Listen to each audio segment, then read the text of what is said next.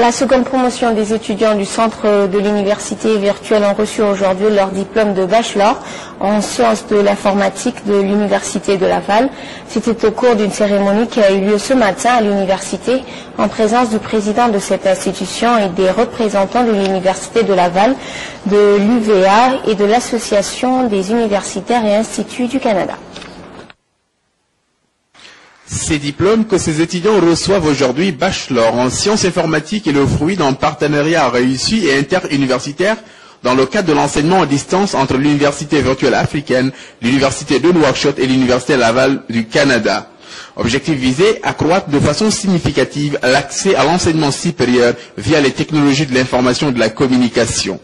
À cette occasion, le président de l'Université de Nouakchott a indiqué que la formation à l'issue de laquelle ces étudiants viennent de recevoir leur diplôme, à savoir ingénieur en informatique et en logiciel, répond aux besoins du marché national de l'emploi.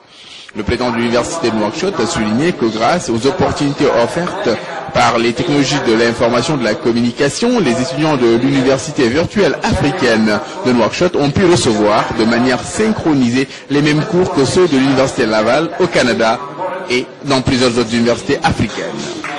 L'Université Laval est fière de participer et de contribuer depuis 2003 à la réussite de ce vaste programme universitaire diplômant à distance en Afrique. Je suis fier d'avoir depuis 2003 participé et contribué à la réussite de ce que plusieurs disaient être impossible, la livraison d'un programme universitaire à distance en Afrique. Par leur réussite, ces étudiants ont prouvé que c'était possible. Vous avez donc de quoi être fiers vous aussi. Pour le représentant de l'Association des universités et instituts du Canada, ce diplôme décerné à ces étudiants font d'eux des pionniers de l'enseignement à distance. Le projet Pilaf, qui nous réunit, est un bel exemple de partenariat. Et dans ce partenariat, évidemment, il faut reconnaître en premier lieu le rôle important de l'Université virtuelle africaine, qui est un peu comme un moteur, un regroupement, un réseau qui réunit un grand nombre d'universités africaines et qui travaillent ensemble à remplir le même défi, c'est-à-dire à réduire l'écart numérique entre les pays africains et le reste du monde.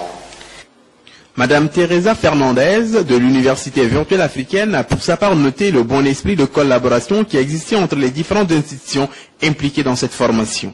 L'UVA s'est également distingué dans le renforcement des capacités de tous les aspects de l'enseignement à distance, notamment le développement des contenus, la gouvernance, le financement, la technologie et le réseau sans fil. Des solutions africaines aux problèmes informatiques de l'Afrique, c'est un des enjeux de cette formation.